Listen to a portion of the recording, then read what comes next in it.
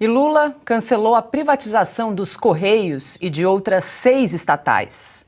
São elas a ABGF, o CEITEC, EBC, Dataprev, Nuclep e da Serprom. O decreto ainda retirou 13 empresas do programa de parcerias de investimentos: a Conab, a Pressal Petróleo e a Eletrobras. Todas essas estatais foram incluídas no Programa Nacional de Desestatização e no Programa de Parcerias de Investimentos durante o governo Bolsonaro. A justificativa do Ministério das Comunicações para a mudança foi a seguinte: o governo tem como objetivo reforçar o papel destas empresas na oferta de cidadania e ampliar ainda mais os investimentos. Paulo, a gente tem falado aqui ao longo de todo o programa desses 100 dias sem governo e somando a isso é toda essa agenda de retrocessos, né? Tirando da agenda de privatizações todas essas estatais. E absolutamente previsto. Os petistas sempre defenderam isso, falaram isso em campanha. Quando estavam na oposição no Congresso, lutavam contra privatizações, e aí muita gente entendida, né, mas com nojinho estético, foi lá e votou no 13. E agora ficam estupefatos com essas medidas do governo petista de acabar com as estatais, aliás, de não privatizar as estatais. E eles fazem isso porque precisam das estatais. Esse pessoal já teve uma experiência de poder. O que eles fizeram com as estatais? Saquearam as estatais, quebraram as estatais, aparelharam as estatais.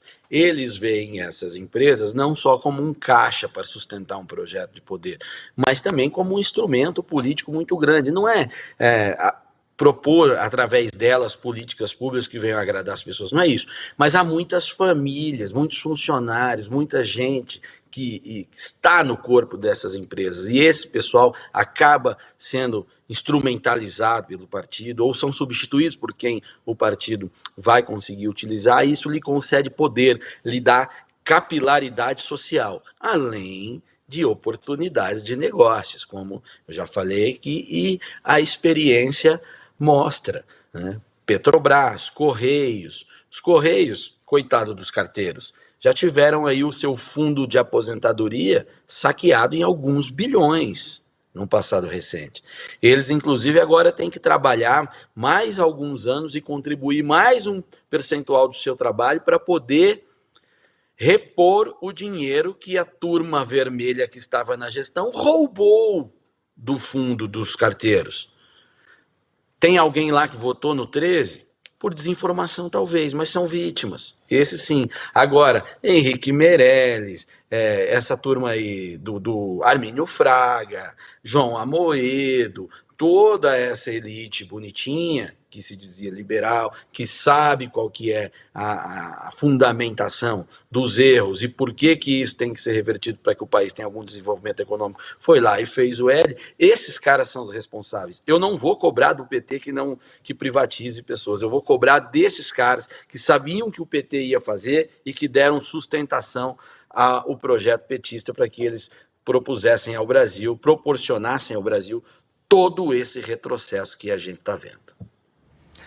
E uma correção, eu falei Eletrobras, mas na verdade é Telebras, uma das 3 empresas aí do programa de parcerias de investimentos que foi retirada do programa de privatizações, se bem que a Eletrobras aí corre até o risco de ser reestatizada. Diga lá, Silvio. Não está errado. Se depender desse governo, a Eletrobras vai voltar também para o que era antes. Acho difícil, mas a tentação, né? Eles querem fazer isso.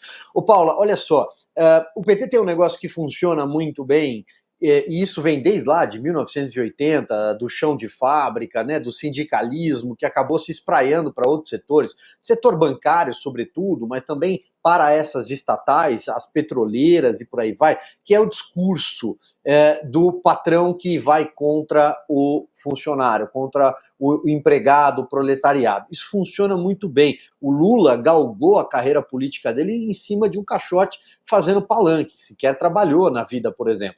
Outros seguiram o mesmo caminho. Mas esse discurso funciona muito bem. Então, o Paulo, quando ele lembra aqui do carteiro e cita o Postales, quando ele falou do fundo de pensão, por exemplo, que também já foi alvo até da própria CPI dos Correios. Quem não se lembra, os Correios estão no epicentro do mensalão. Quando o senhor Maurício Marinho é pego numa capa da revista Veja, ainda em 2004, ali colocando dinheiro, roubando dinheiro vivo, é que descobre-se a fraude nos Correios. Quem tinha indicado o Marinho para os Correios era o Roberto Jefferson, era ali um feudo, né, um pedaço do PTB dentro daquele governo do PT. O Roberto Jefferson diz, vão explodir o quarteirão comigo no meio, então eu vou entregar todo mundo, surge o mensalão. Então, os Correios estão no epicentro do mensalão. Esse discurso de que coitado do carteiro, a cola funciona, mas não é disso que se trata.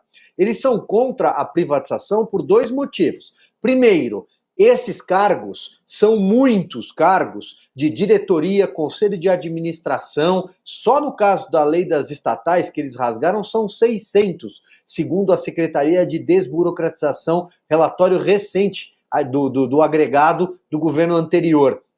600 cargos para companheirada, é cargo para CUT, é cargo para os amigos, salários são altos, tem jeton, tem benefícios, tem uma série de coisas. Então eles perdem essas nomeações se eles privatizarem.